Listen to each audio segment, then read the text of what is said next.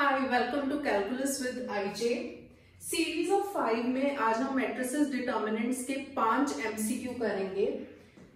ये सारे videos follow करते जाओ। I am sure you will get 100% marks in boards और अच्छी तरह से रिविजन होती जाएगी।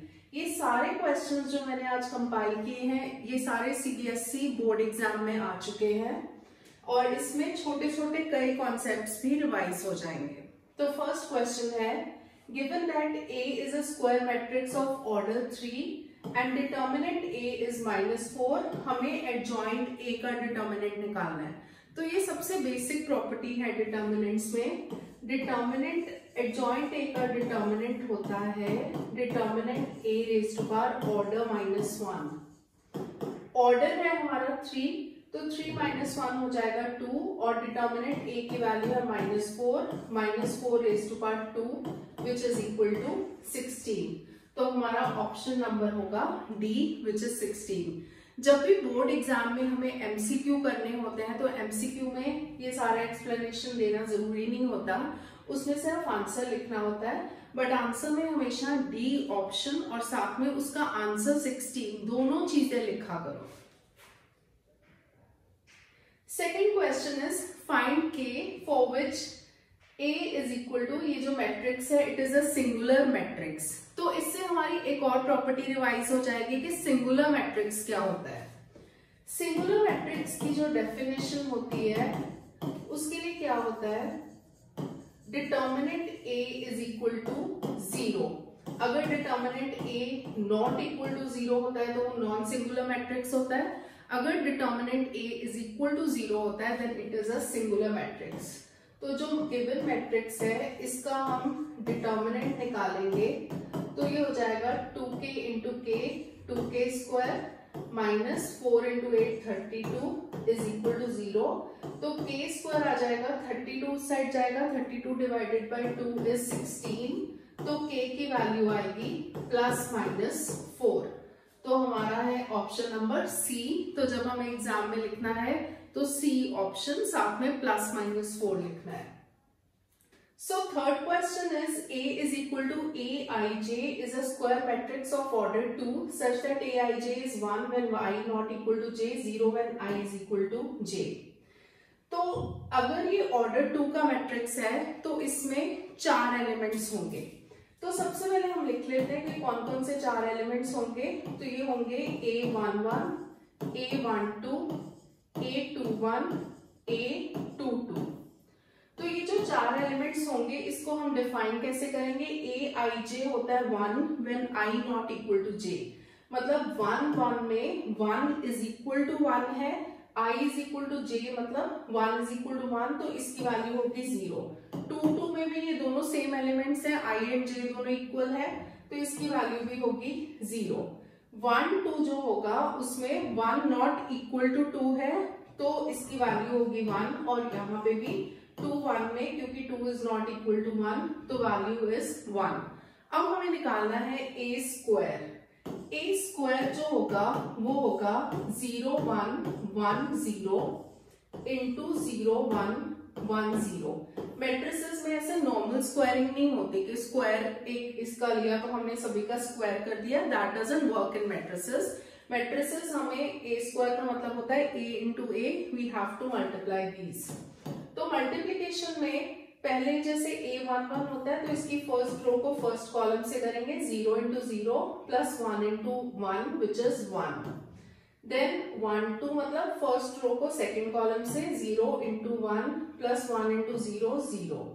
देन यहाँ पे भी 1 इंटू 0 प्लस 0 इंटू 1 0, और यहाँ पे भी 1 into 1 plus 0 into 0 which is equal to 1। तो ये हमारे पास आ गया आइडेंटिटी मैट्रिक्स। इनफैक्ट ये चीजें याद रख सकते हो कि ये जो हमारा A आया था ये आइडेंटिटी मैट्रिक्स है, बट इसका जो डायगोनल है वो प्रिंसिपल डायगोनल नहीं है। मतलब आइडेंटिटी मैट्रिक्स हम ऐसे लेते हैं 1 0 0 1, ये आइडेंटिटी आ रहा है बट ये उल्टी साइड आ रहा है। जो कन्वेंशनली हम लेते हैं कि प्रिंसिपल डायगोनल वाला उसी को आइडेंटिटी लेते हैं। मतलब जब भी आइडेंटिटी मैट्रिक्स ऑफ ऑर्डर 2 लिखा हो तो हम ये लेंगे, इसको नहीं लेंगे। तो ये उल्टे ऑर्डर में आ रहा है जो जिसमें principal diagonal is not identity. तो इसको वैसे भी याद रख सकते हो कि इसका जो स्क्वायर होगा वो हमेशा आइडेंटिटी मैट्रिक्स आएगा। तो इसमें option is 1 0 0 1 which is D part. Next is question number 4। Given that matrices A and B are of order 3 into n m into 5, order of C is equal to 5A plus 3B। C matrix जो आ रहा है वो A matrix को 5 से multiply करके, B को 3 से मल्टीप्लाई करके, फिर उनका सम लेके। अगर A का ऑर्डर 3 इंटू n है, अगर हम उसको एक स्केलर 5 से मल्टीप्लाई करते हैं तो भी ऑर्डर 3 इंटू n ही रहेगा। अब दो मैट्रिसेस जो हैं उनको हम तभी ऐड कर सकते हैं अगर उनका ऑर्डर सेम हो। तो 5A plus 3B is possible only if order of A is equal to order of B। A का ऑर्डर है 3 इंटू n और B का ऑर्डर है m इंटू 5।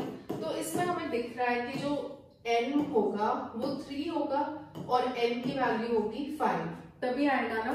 तो हमारा बेसिकली ये 3 इंटू 5 है, यहां से भी देखो 3 इंटू 5 आ गया, तो ऑर्डर ऑफ C आ गया। C क्योंकि 5A plus 3B है तो वो आ गया 3 इंटू 5। तो हमारा ऑप्शन होगा option A which is 3 into 5। Next question is A matrix given है 2 5 minus 11 7। हमें एडजॉइंट A का ट्रांसपोज निकालना है। जो 2 by 2 मैट्रिक्स होता है उसका एडजॉइंट निकालने का हमारे पास शॉर्टकट होता है, डायरेक्ट मेथड होता है।